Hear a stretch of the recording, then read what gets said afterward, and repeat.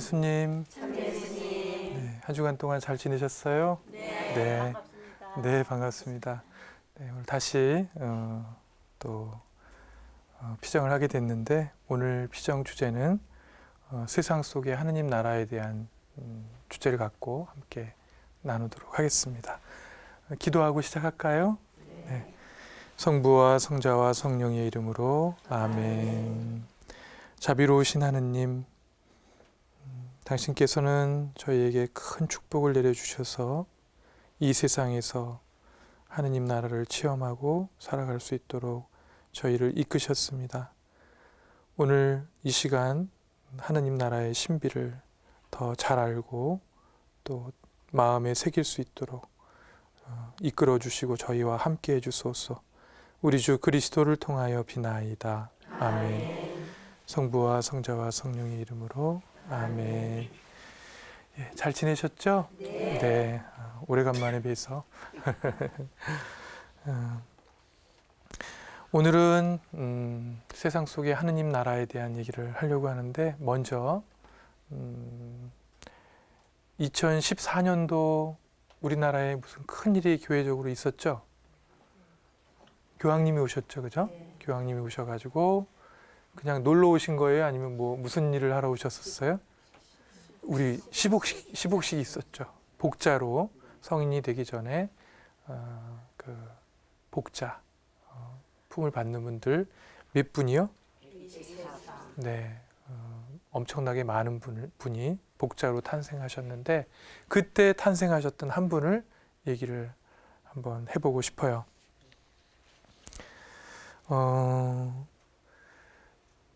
조선 대목구라고 있죠. 예전에 교구가 아니라 대목구였죠. 그때 5대 조선 대목구장을 하셨던 나빌르 주교님께서 쓴 책이 있어요.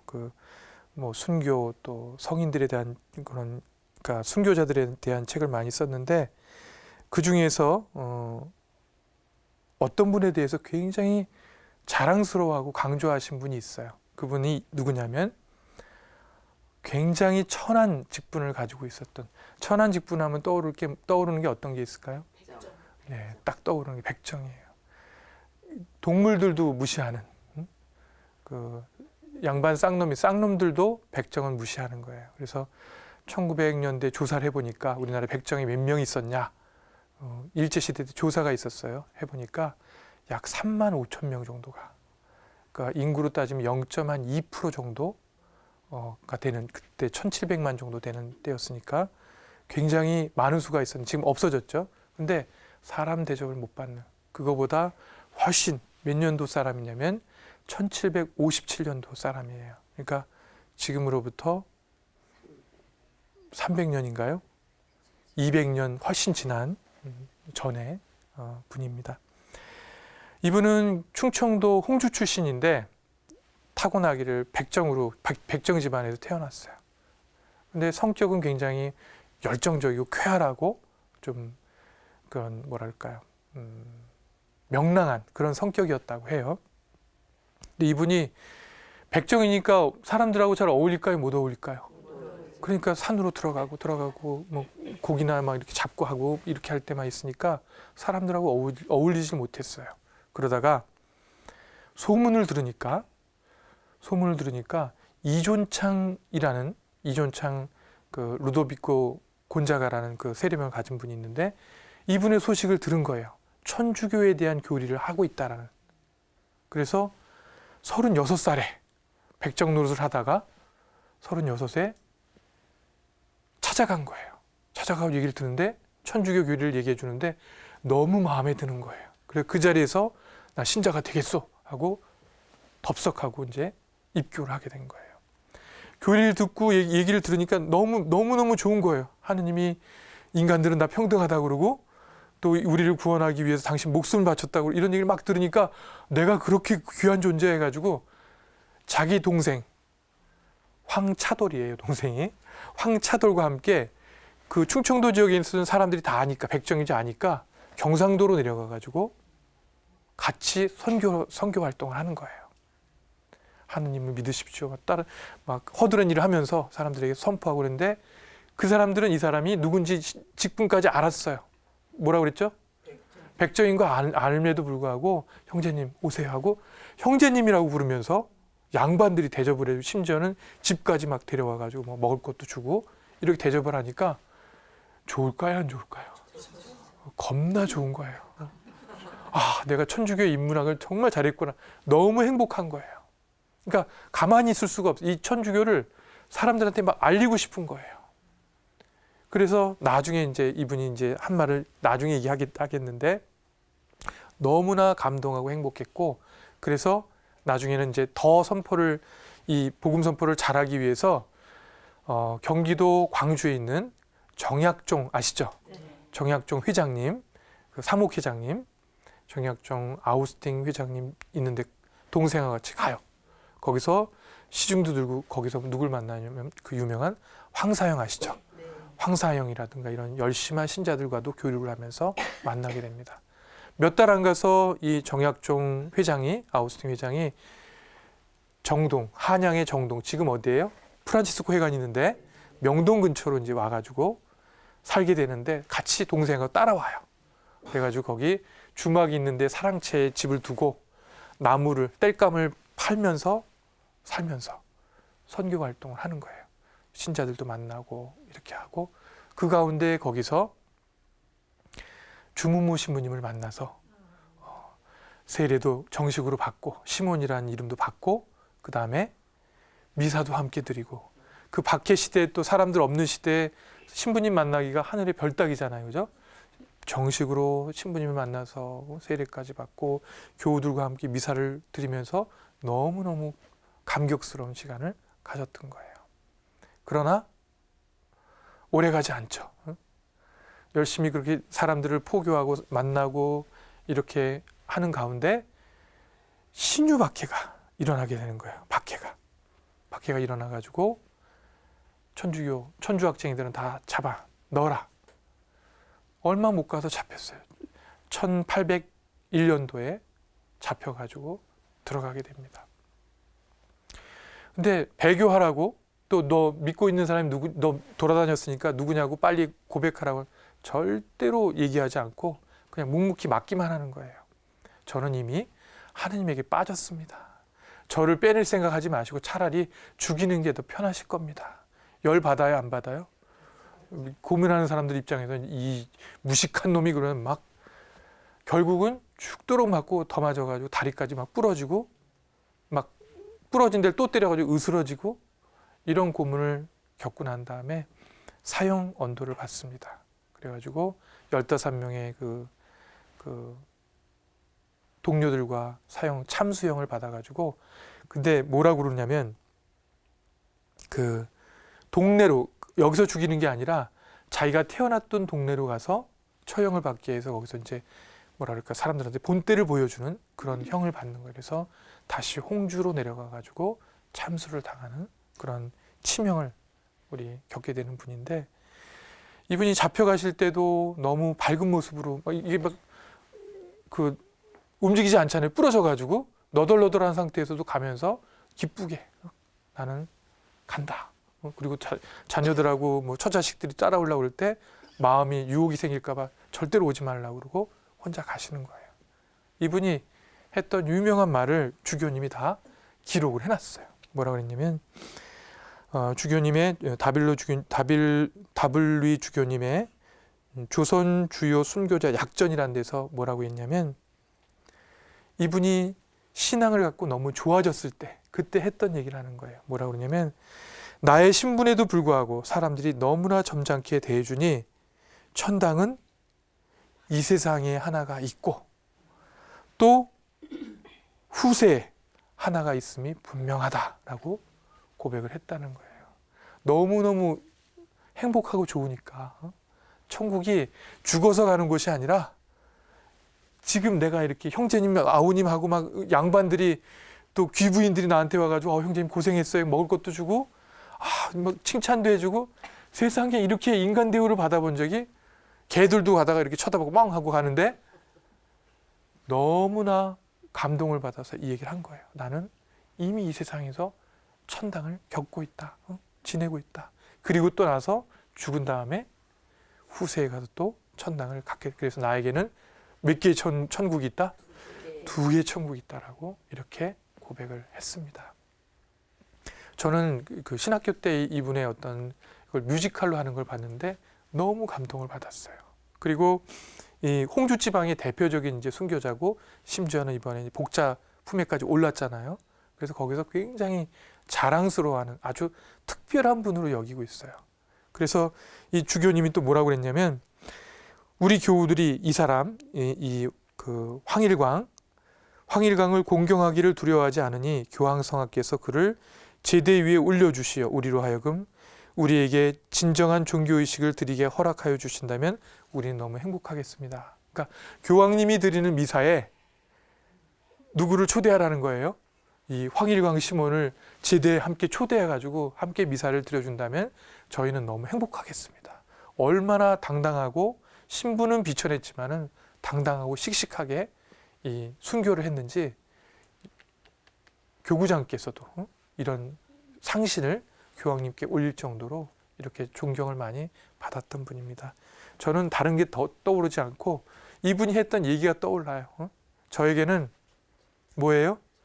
2개의 천국이 있습니다. 지금 여기서 누리는 이 천국과 죽어서 후세에 갖게 될 천국, 나에겐 2개의 천국이 있습니다. 이 고백을 한 게 너무나 마음에 다가옵니다. 여러분들에게 이제 묻도록 하겠습니다. 천국이 어디 있나요? 여러분들의 천국은 어디 있습니까? 여기도 있고 저기도 있고 마음에도 있고 막 그래요? 네, 우리 과학적 근거를 갖고 대답을 해야 될 것 같습니다. 하느님 나라는 어디 있어요? 마음속에? 네, 또? 마음속에? 우리 집에 있다고 하는 분 없나요? 루카복음 17장 21절에 보면 하느님 나라는 너희 가운데 있다 이렇게 얘기했어요. 마음에 있다 그러냐 너희 가운데 다시 말해서 이 세상에 하느님 나라가 이미 와 있다라는 얘기를 하는 거죠. 지난번에 질문했었죠. 세례 다 받으셨다고 그랬어요. 그러면 누구의 백성? 누구의 자녀?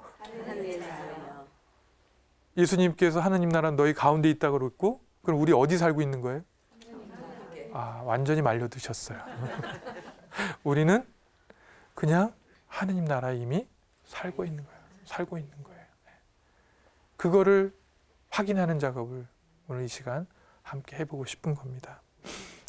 예수님께서 공생활을 시작하시면서 제일 먼저 했던 얘기가 뭔지 아세요?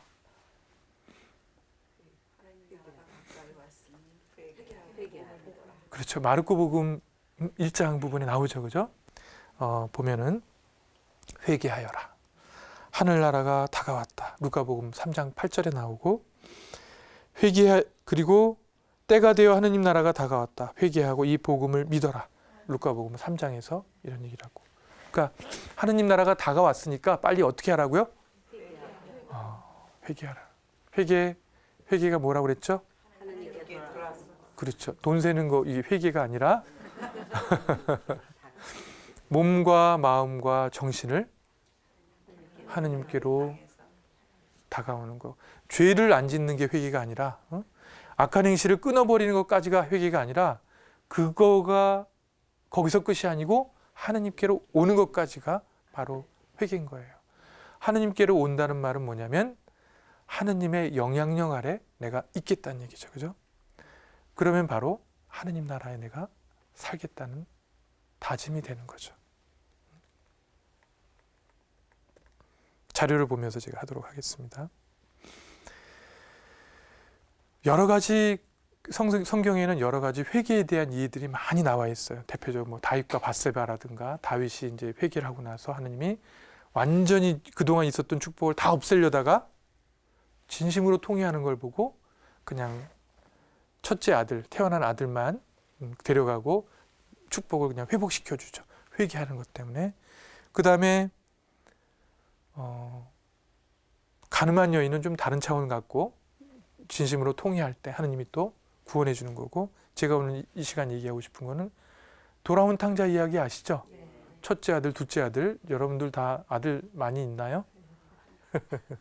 어떤 아들이 더 이뻐요? 다 똑같다고 거짓말 하실 거죠. 더 이쁜 자식들이 있어요. 네. 첫째는 든든하고 둘이 있다면 둘째는 굉장히 사랑스럽고 귀엽고 이런 면이 있을 거예요.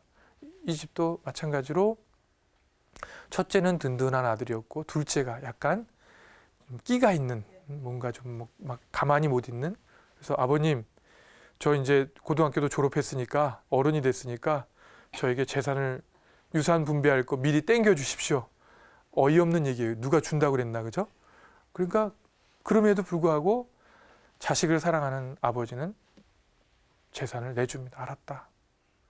그랬더니 딱 받자마자 아싸 그러더니 이제 그냥 가고자 하는 그 휘황찬란한 도시로 떠나죠. 떠나가지고 배우지를 못했어요. 돈 쓰는 걸. 그러니까 흥청망청 뭐 여자들하고 뭐 술하고 뭐 좋은 건 다 해보는 거예요. 한도 끝도 없이 돈이 있을 줄 알았는데 막 해보고 나니까 돈이 어떻게 돼요? 다 떨어져요. 항상 불행은 그냥 한 번만 오는 게 아니라 연타로 와요. 그죠? 한 방, 두 방, 세 방, 네 방 이렇게 연타로 와요. 돈이 뚝 떨어져가지고 지금 먹기 살기 힘들게 되는데 그 집안에 그 동네에 가뭄이 들어가지고 경제가 완전히 가라앉은 거예요. 그러니까 돈을 빌리려고 해도 아무도 빌려주지 않아요. 그동안 오빠 따랐던 애 쫓아가가지고 너 나한테 오빠라고 그랬지 돈 좀 줘 어떻게 뭐 웬 재수없는 놈이 다 있어 하고 거들떠보지도 않아요. 돈 많을 때는 막 따르던 사람들이 이것저것 해도 할 게 아무것도 없어요. 먹을 길이 막막해요. 그러니까 남들이 하지 않는 3D 업종에 있는 4D인지 모르겠어요. 너무나 어려운 유대인이라든가 이스라엘 사람들은 하지 않는 혐오스러워하는 돼지 치는 일을 그것밖에 할 일이 없어서 가서 하는데 돼지들은 잘 먹어요. 막 이것저것 꿀꿀꿀 하면서. 근데 먹을 게 주어지지 않으니까 너무 배가 고파가지고 돼지가 먹는 걸 딱 먹으려고 그랬더니 뒤에서 주인이 은재받네. 항상 안 보이다가 중요한 때 나타나요. 그죠? 작대기로 딱딱 치면서 어이 뭐 하는 거야 지금? 응? 돼지가 먹는 거 어떻게 사람이 야단 맞고. 이스라엘 사람들이 생각하는 돼지는 제가 신학교에 배웠던 그 내용은 어떤 거였냐면 뱀이 오는 걸 보고 깜짝 놀래가지고 막 뒤로 가다 확 넘어져가지고 그 똥에 털퍼덕 앉았을 때 그런 느낌과 같다라고 교수 신부님이 알려줬어요. 사실인지 아닌지 모르겠지만은 그만큼 뭔가 그 혐오스럽고 더럽고 뭐 이런 이미지를 갖고 있다라는 거예요. 돼지가. 근데 그 돼지 치는 것도 못하게 돼지가 먹는 거 못 먹게 야단 맞으니까 갈 때까지 간 거죠. 그죠? 우린 이걸 뭐라고 그래요? 바닥을 쳤다라고 얘기해요. 바닥을 쳤다. 바닥을 딱 친 거예요. 그러자 이 둘째 아들이 뭐라고 얘기를 해요? 네. 먹을 생각 막 나고 먹을 것도 많은데 먼저 뭐라고 생각하냐면 내가 하늘과 하느님과 아버지께 죄를 지었구나. 내가 가서 잘못됐다고 용서를 구하고 나를 종으로 써달라고 해야 되겠다. 나는 아들의 자격도 없다. 하느님과 아버지께 죄를 지었으면 저를 그냥 종으로 써주십시오. 뭐든지 시킨 대로 다 하겠습니다. 이런 마음으로 이제 집으로 가게 되는 거예요. 이제나 저제나 아버지는 아들의 소식을 들었을까요? 못 들었을까요? 들었을 거예요. 지나가는 사람들의 뭐 당신 아들이 뭐 나이트에 있던데 저기 뭐 단란주점에서 뭐 지금 막 먹고 있다고 그러더라고. 뭐 잘 나간대. 뭐 그런 얘기를 들으면서 아버지는 마음이 굉장히 아팠죠. 쫓아가고 싶은 마음도 많았지만 기다렸어요. 날마다 동구 밖을 쳐다보면서 아들이 이제나 저제나 올래나 하고 있었는데 어느 날 누가 저 바깥에 점으로 보이는데 앞만 멀리 있어도 아버지는 자식의 모습을 알아봐요? 못 알아봐요? 완전히 상그지가 돼 있는 그 모습이지만 아들인 줄 알고 막 아버지가 먼저 달려가가지고 그 먼 거리를 버선발로 달려가서 덥석 끌어안습니다. 그러자 이 아들이 생각해놓은 각본이 있잖아요. 그죠? 무릎을 딱 꿇고 아버지, 제가 아버지와 하느님께 죄를 지었습니다. 저를 그냥 종으로 써주십시오. 이렇게 얘기를 했어요. 그러니까 아들을 일으키면서 종이 뭐냐? 넌 내 사랑하는 아들. 죽었던 아들이 돌아왔다. 종들한테 빨리 가서 빨리 잔치 준비하고 제일 맛있는 고기 잡고 막 빨리 목욕시키고 제일 좋은 옷으로 갈아입혀라. 상상도 못했던 대접을 받게 되는 거죠.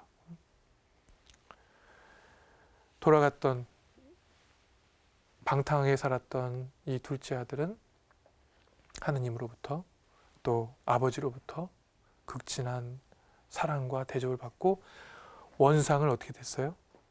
네, 원상을 회복하게 되는 거죠. 회개하고 돌아온다는 것은 바로 이런 의미를 갖고 있는 것 같아요. 근데 회개는 웬만큼 떨어져서는 잘 안 되는 것 같아요. 어디까지 가야 돼요? 바닥까지 가야 돼요. 바닥까지.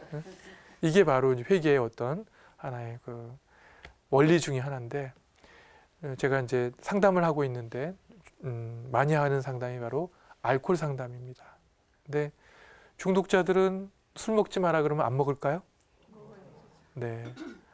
자꾸 전문 용어가 나오려고 그래요. 막 처먹는다 이런 얘기가 나오려고 그러는데, 너무나 몸에 배어있고 습관에 이렇게 중독이기 때문에 아마 말로 해서는 절대로 안 돼요. 근데 이런 중독자가 있으면 옆에서 늘 자기도 모르게 도와주는 사람이 있어요. 누가 도와줄까요? 주로 배우자나, 결혼했을 때는 배우자가 도와주고, 배우자가 없을 때는 어머니가 여기 붙어가지고 도와줘요. 살려주겠다고 도와주는데 점점 중독은 악화돼 나갑니다. 그래서 이 우리 업계에서는, 중독 업계에서는 뭐라고 얘기하냐면, 중독자가 중독으로부터 벗어나기 위해서는 어떻게 해야 되냐면, 네? 가족하고 뛰어넘으면 돼요, 그냥? 좋아요. 분리시키는 것도 있는데, 분리시킨 다음에 뭐 어떻게 해야 되냐면 바닥으로 내려가서 다 깨질 때까지 기다려야 된다는 거예요. 근데 우리 아들이 쓰러져가지고 막 코피 나고 막 머리통 깨지고 이러면은 마음이 어때요? 엄마 마음이? 차라리 내가 죽고 내가 다치는 게 낫지 않고 막 가서 막 슬라이딩 해가지고 다 받아낸단 말이에요. 그러면 자꾸 받아내니까 넘어져도 되겠구나. 아무 때나 막 넘어지는 거예요. 그래서 넘어져가지고 아주 코가 깨지고 머리가 깨지고 피가 잔뜩 나봐야지 이러면 나 죽겠구나, 이런 마음이 들 때까지 바닥을 치도록 해야 된다는 얘기예요. 바닥을 쳐야지만이 중독이던 병으로부터 다시 벗어나올 수 있는 계기가 된다. 사람들도 마찬가지로 고통이나 이런 것들은 우리 삶을 잘 나갔는지 어땠는지 모르지만 바닥을 치고 다시 정신을 차리게 만드는, 다시 하느님께로 돌아오거나 아니면 인생의 올바른 길로 가도록 해주는 그런 계기라는 것. 이 절차 자체를 우리가 뭐라고 그러냐면 회개라고 표현할 수 있겠습니다. 네. 회개란 뭐냐면 하느님 나라를 시작하는 출발점이에요. 여기 땅, 네, 일본말을 썼네요. 출발하는 게 바로 회개라는 거예요. 하느님 나라는 어디부터 시작하냐면 바로 회개부터 시작. 하느님께로 돌아오는 것부터 출발이 시작된다라는 것. 두 번째는 하느님 나라의 사명에 대해서 말씀드릴게요. 제가 복지관에 근무하고 있는데 저희 복지관에도 미션하고 비전이 있어요. 그 작은 공동체를 이끌어가는데도 미션이 있고 비전이 있어요. 하느님 나라에도 미션하고 비전이 있을까요, 없을까요? 당연히 있습니다. 미션이 뭘까요? 하느님 나라의 미션. 네. 미션이라는 건 사명이에요, 사명. 하느님 나라의 사명이 뭐예요? 여러분들이 하느님의 자녀고 백성이라면 제일 먼저 해야 될 일이 뭔 거예요? 그렇죠. 뭘 선포한다고요? 복음이 아니라 복음. 복음은 네 자로 하면 뭐예요? 기쁜 소식을 전해야 돼요. 우리들은 사명을 갖고 있는데 하나도 예외 없이 사명을 갖고 있는데 뭐냐면 기쁜 소식을 전해야 될 사명을 갖고 있다는 거예요. 하느님의 백성이라면, 자녀라면 이게 바로 하느님 나라의 백성이 수행해야 될 사명입니다. 뭘 해야 된다고요? 네, 다른 말로 네, 복음 선포 그러면 약간 좀 심각한 것 같고, 기쁜 소식을 전해, 무서운 소식, 슬픈 소식, 더러운 소식 전하는 게 아니라 기쁜 소식을 전해야 될 의무를 우리가 갖고 있다는 거예요. 그런데 말을 너무너무 잘해가지고 말을 막 하면은 하느님 나라는 이런데 저런데 이렇게 얘기하면 믿을까요? 그럼 어떻게 하면 믿게 할 수 있어요? 그렇죠. 내 삶이 바탕이 되지. 저 형님은 왜 저렇게 행복하게 살고 즐겁게 살지? 걱정이 하나도 없는 것 같아. 형님 어떻게 이렇게 얼굴도 밝고 잘 지내셔요? 그랬더니 뭐 성당에 나가서 그렇지 뭐. 성당에 나가면 저절로 그렇게 나와봐 뭐. 행실을 보고 그 사람을 닮고 싶게 만드는 거. 말로 암만 하느님 나라 어쩌고저쩌고 해봐야 맨날 사기나 치고 다니고 뭐 나쁜 짓이나 하고 뒤에서 뒷담 하나 하고 이러면은 저 사람이 가는 데는 난 절대로 가고 싶지 않아. 이렇게 마음 먹을 거라고. 그래서 복음 선포의 전제로서는 현세에서의 전제로서는 삶이 바탕이 되어야 되겠다. 내 말이 그 사람에게 전달이 되려면 삶으로 복음을 기쁜 삶을 살아야 되겠다. 이런 말씀 드리고 싶어요. 두 번째가 바로 사명. 뭐라고요? 사명이 어떤 거라고? 하느님 나라의 사명이? 그렇죠. 기쁜 소식을 전하는 거. 세 번째는 하느님 나라의 계명이 있습니다. 계명. 너무 쉬워요. 첫째 가는 계명. 네. 첫째 가는 계명이 무엇이냐 그랬더니 내 마음을 다하고 정성을 다하고 힘을 다하고 목숨을 다하고 모든 걸 다해서 몇 분이신? 한 분이신 하느님을 사랑하라. 그리고 이에 못지않게 중요한 것이 있는데 누구를? 내 이웃을 내 몸처럼 너 자신처럼 사랑해라. 또 한 가지. 그렇죠. 그런 것도 있고 제가 생각했던 건 뭐냐면 사랑하고 심지어 누구까지 사랑하라? 원수까지 사랑하라. 하느님의 사랑은 정말 벅차요. 버거워요. 그죠? 여기 우리가 간과하고 있는 사랑은 하느님 사랑, 이웃 사랑이 있는데 이웃을 누구처럼 사랑하라고 그랬죠? 자신도 잘 사랑해야 된다는 거예요. 자신을 잘 사랑하지 못하면 남한테 비율을 맞추는 것이지 진심으로 사랑하는 게 아니에요. 그런데 우리가 이 자기 사랑이라는 것은 어머니 아버지로부터 얼만큼 사랑을 잘 받았느냐 못 받았느냐에 의해서 좌지우지가 돼요. 그래서 여기 자녀분들도 다 키우고 하셨겠지만은 자녀들은 언제까지 부모의 영향을 받냐면 언제까지 받을까요? 죽을 때까지 받아요. 죽을 때까지. 그래서 이미 다 키우고 다 시집장가 다 갔는데 어떻게 할까요? 아니에요. 죽을 때까지 영향을 받습니다. 그러니까 그 전까지는 잘 못 살았는데 지금부터라도 잘 사시는 거예요. 그런 모습을 보여주셔야 돼요.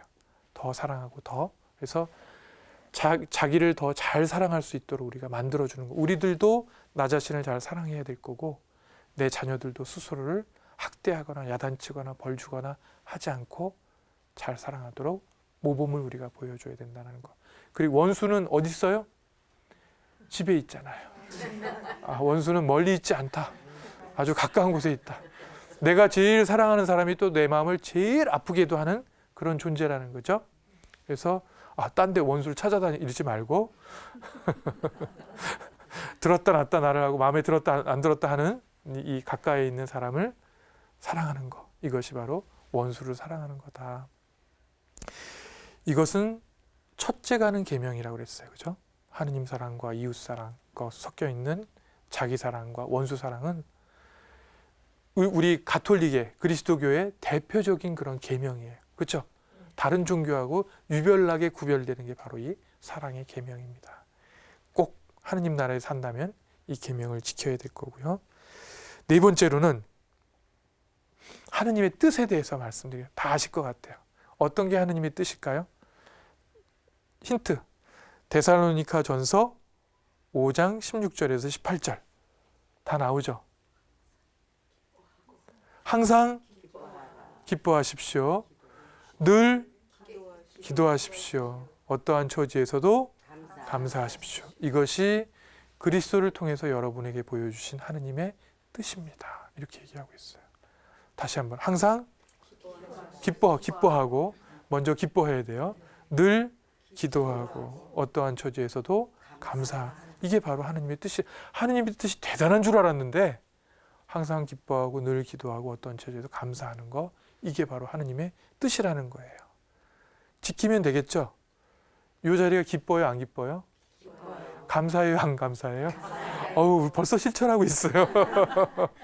좀 이따가 이제 끝나고 난 다음에 기도할 거죠. 이 시간에 다 하느님의 뜻을 우리가 실천하고 있는 거예요. 하느님의 뜻은 저 멀리 있거나 막 땀을 뻘뻘 흘리면서 하는 게 아니라 벌써 이렇게 쉽게 집중하면서 할 수가 있습니다. 하느님의 뜻이 뭐라고요? 늘 기도하고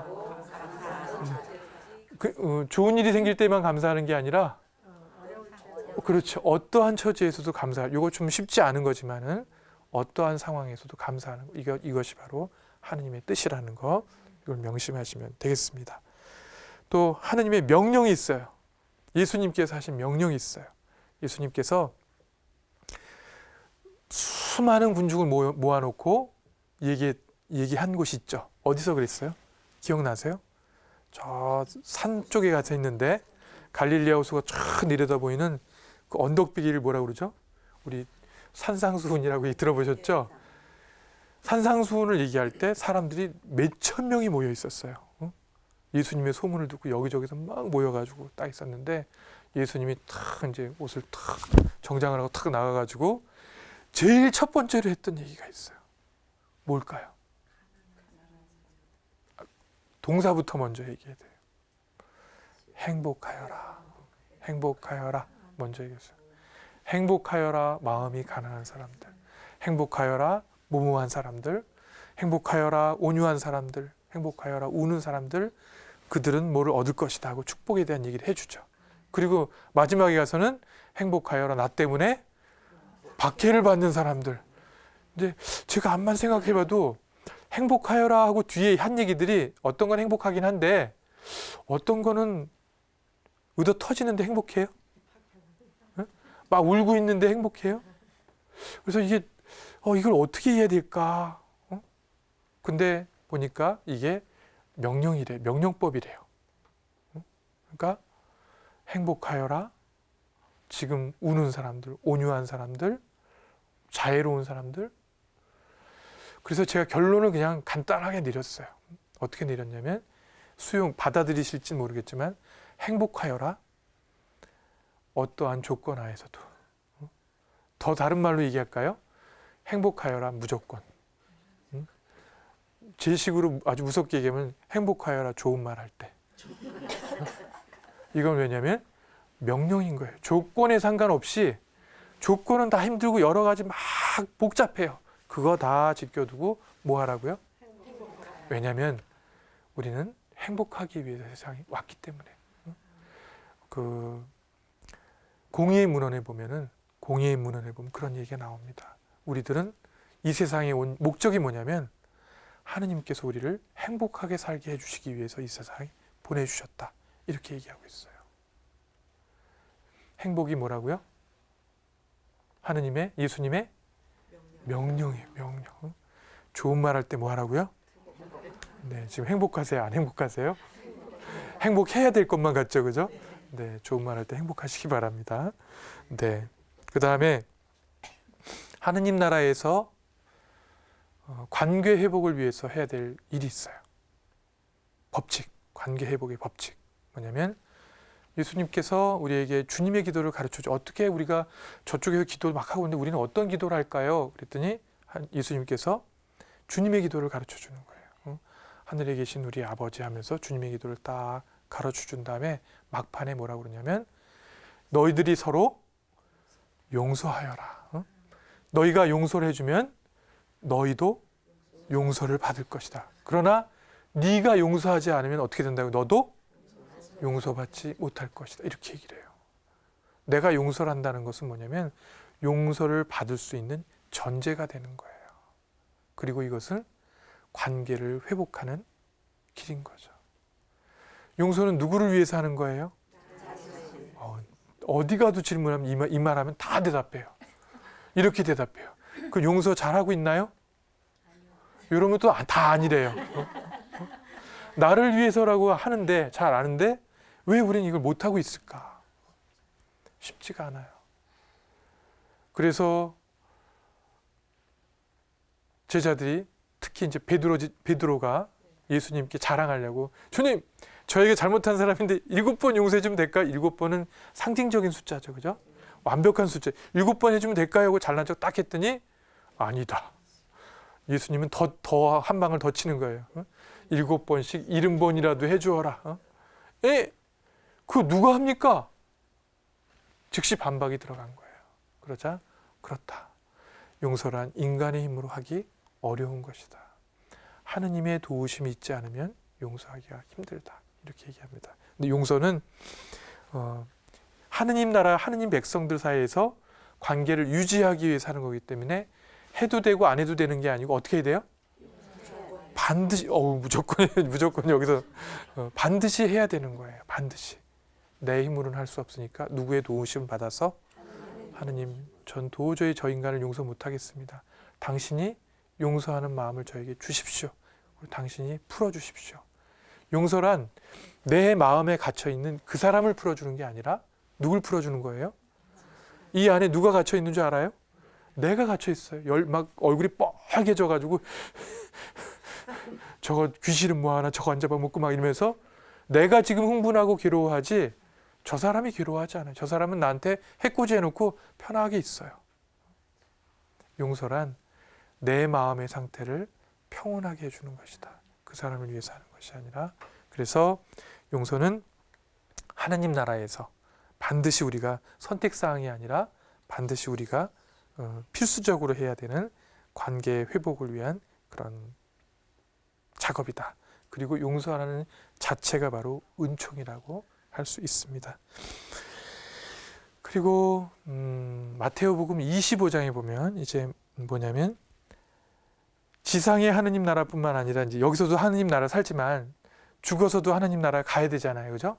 가는 그 열쇠를 제가 알려드리려고 그러는데, 따는 열쇠 알려드릴까요? 네. 알고 계시겠지만 알려드리겠습니다. 뭐냐면 마태복음 25장에 보면은 세상 끝날에 하느님께서 염소와 양을 갈라놓듯이 사람들을 오른편 왼편으로 갈라놓을 거다. 그리고 오른편에 있는 사람들은 하느님 나라, 하느님께서 태초부터 준비해놓은 그 축복의 나라로 가게 될 거다. 오른쪽에 있는 사람한테는 뭐라고 얘기하냐면, 너는 내가 배고팠을 때, 목말랐을 때, 뭐 감옥에 갇혔을 때, 아팠을 때, 나그네되었을 때 먹을 거 맛있게 주고 위로해주고 치료해주고 반겨주었다. 저희가 언제 그랬습니까? 너희 가운데 뭐예요? 가장 미소한 자, 보잘것없는 한 사람에게 베풀어 준 것이 바로 나에게 베푼 것이다. 그리고 왼쪽에 있는 사람들에게는 너희들은 안 해줬다. 저희가 언제 안 해줬습니까? 너희 가운데 힘들고 어려운 사람들, 보잘것없는 사람에게 안 해준 것이 바로 나에게 안 해준 것이다. 그러면서 결론은 뭐냐면 여기는 지옥으로 떨어지고 여기는 천국으로 간다는 얘기예요. 우리는 천국에 가는 게 쉬운 줄 알았는데 그냥 내가 착하게 살고 기도 열심히 하고 죄 안 짓고 살면 천국 가는 줄 알았는데 하나가 더 있는 거예요. 뭐예요? 그렇죠. 나눔과 베품이 반드시 있어야 된다는 거예요. 나만 잘 살면 되는 게 아니라 같이 하느님 나라에 들어가야 된다는 거예요. 구원은 하느님과 나와의 1:1 관계에서 이루어지는 거지만 성장이나 발전은 공동체 안에서 이루어지는 겁니다. 어떤 사람이 열심히 기도하고 착하게 살다가 죽었어요. 천국에 갔어요. 갔더니 문 앞에 가가지고 딱 팻말을 보고 그냥 거품을 물고 기절해버렸어요. 뭐라고 써 있는지 아세요?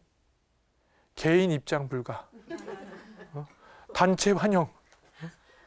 천국은 혼자 들어가는 곳이 아니라 같이 들어가야 된다는 거예요. 함께 손잡고 내가 도와줬던 이 사람이 날 도와줬어요 하고 데려가고, 이분이 내가 정말 마음으로 우울하고 외로울 때 내 얘기를 잘 들어줬어요. 돈으로 날 도와줬어요. 배고플 때 먹을 거 줬어요. 같이 들어간다는 거. 그래서 좋은 생각, 죄 짓지 않는 것뿐만 아니라 뭘 해야 된다고요? 하나님 나라 따고 들어간 천국 열쇠가 뭐라고요? 이웃에게 베풀고 나누는 것. 이거 없으면은 여기서만 하느님 나라하고 끝이에요. 죽어서도 하느님 나라에 들어가겠습니다. 베푸는 것은 바로 하느님 나라의 천국의 열쇠다. 그리고 이 지상의 하느님 나라에서 우리가 해야 되는 또 한 가지 의무는 뭐냐면 성화의 의무예요. 아까가 아니죠. 우리 지난 시간에 갑자기 아까처럼 떠오르는데, 지난 시간에 뭐라 그러냐면 하느님이 세상에 오셔가지고 인간으로 살고 부활하고 승천하셨던 것처럼 거꾸로 인간도 어떻게 된다고 그랬죠? 하느님의 자녀가 되고 백성이 되면서 이제 영원한 생명을 얻으면서 어디로 올라간다고요? 하늘나라로 올라가면서 신적인 지위로 간다고 그랬죠. 그걸 제가 신화라고 표현했어요. 이 지상 안에서 그 신화 작업을 해야 된다는 거예요. 이스라엘 백성이 에집트에서 나와가지고 젖과 꿀이 흐르는 땅으로 가기 전에 40년 동안 단련을 받았던 것처럼 우리도 이 지상에서 하느님 나라에 영원한 생명이 들어가서 살 수 있을 그럴 만한 자격을 갖추도록 단련을 하는, 이게 뭐냐면 바로 성화, 신화의 의무입니다. 하늘에 계신 아버지께서 완전하신 것 같이 너희도 완전한 사람이 되어라. 너희 아버지께서 자비로우신 것처럼 너희도 자비로운 사람이 되어라. 나 야훼 너희 하느님이 거룩하니 너희도 거룩한 사람이 되어라. 이 계명을 우리가 마음속에 새기면서 살아야 되는 겁니다. 나는 그냥 일반 백성이 아니라 누구 백성이라고요? 하느님의 백성이라는 것, 아주 귀하디 귀한 존재라는 걸 잊지 말아야 되고, 내 옆에 있는 사람은 그러면 어느 나라 사람이에요? 박근혜 나라 사람이에요? 똑같이 하느님 백성이니까 옆에 있는 사람도 귀하게 여겨야 된다는 겁니다. 네. 마지막으로 우리가 이 세상을 살면서 천국을 살고 있는데, 천국을 살려면 누구를 닮아가야 될 것인가? 누굴 닮아가야 돼요? 하느님보다 더 구체적으로 누구? 그렇죠. 예수 그리스도를 닮아가야죠. 그 책이 있어요. 이미타시오 그리스티라는 책이 있는데, 준주성범, 쉽게 풀어 얘기하면 그리스도를 본받아, 이런 책이에요. 우리는 누구를 닮아가려고 노력해야 되냐면 성모님의 팔을 잡고, 어머니의 팔을 잡고 예수님이 갔던 길을 그대로 따라가려고 노력해야 된다. 예수님이 갔던 핵심 본질적인 길이 뭐라고 그랬죠? 십자가의 길입니다. 십자가의 길. 고통. 예수님은 고통을 통해서 인간을 구원하셨다고 그랬죠? 전지전능으로 구한 게 아니라 우리하고 똑같이 되시고 내려와가지고 다시 우리를 끌어올려 주신 거예요. 그래서 우리도 우리 삶에서 다가오는 많은 어려움들이 있을까요? 없을까요? 있습니다. 그걸 기꺼이 내 십자가로 생각하고 들고 가는 거예요. 이게 바로 그리스도를 본받는 그런 삶이 될 겁니다. 이렇게 할 때 예수님은 우리한테 뭐라고 그러냐면 너는 내 제자다라고 얘기하는 거예요. 나를 따르려는 자는 자기 십자가를 지고 따라야 한다. 자기 십자가를 지고 따라오지 않는 사람은 내 사람이 될 자격이 없다. 고통은 다 있다고 그랬죠? 죽을 때까지 다 있습니다. 그러면 예 하고 기꺼이 고통을 받아들이면 되는 거예요. 왜 나한테만 이러고 왜 나만 갖고 그래 뭐 이러지 말고, 아까 지난 시간에도 얘기했었죠?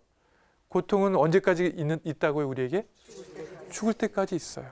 같이 우리가 따라가야 되는 동반자입니다. 근데 이건 넌 아니야 그러면 매일 갈등하는 삶만 살게 될 거예요. 그래서 고통을 기꺼이 짊어지고 가는 것, 이것이 하느님 나라에서의 제자의 도다, 그리스도를 본받아가는 것이 제자의 도다라고 얘기할 수 있겠습니다. 지금 여기가 어디라고 그랬어요? 네, 하느님 나라 천국이라고 그랬죠. 근데 믿어져요? 이제 조금 믿어지려고 그래요? 고통이 있지만, 그리고 완성된 나라는 아니지만은 이미 하느님 나라는 시작됐고, 예수님으로부터 선포된 하느님 나라는 시작됐고, 우리에 의해서, 우리의 노력과 협조에 의해서 점점 완성된 모습으로 나갈 거예요. 그리고 우리가 하늘나라에 죽어서 이제 하느님 나라에 갔을 때 수고했다. 네, 사랑하는 누구, 베드로, 바오로, 또 베로니카, 스텔라, 마리아 찍었는데 나왔는지 모르겠네요. 고생했다 하고 아마 꼭 안아주실 겁니다. 지상의 천국을, 세상 속의 하느님 나라를 기쁘게 우리가 잘 살아가야 되겠습니다. 말씀드렸던 이걸 가지고 그렇게 살아가시면 되겠습니다. 잠깐 묵상하는 시간 가질까요? 네.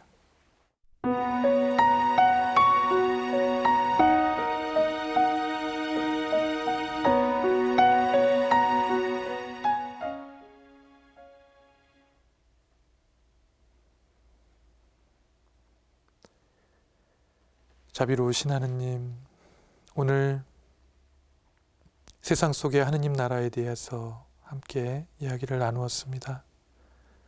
당신의 나라가 얼마나 행복하고 얼마나 아름다운지, 얼마나 기쁨으로 차 있는지 저희를 깨닫게 해주시고, 또 지상의 천국을 산 다음 영원한 생명이 있는 당신 곁으로 저희가 기쁜 마음으로 갈 수 있도록 하루하루 매 순간을 축복해 주소서.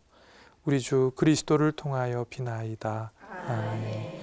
주님께서 여러분과 함께 전능하신 천주 성부와 성자와 성령께서는 여기 모인 모든 이에게 강복하소서.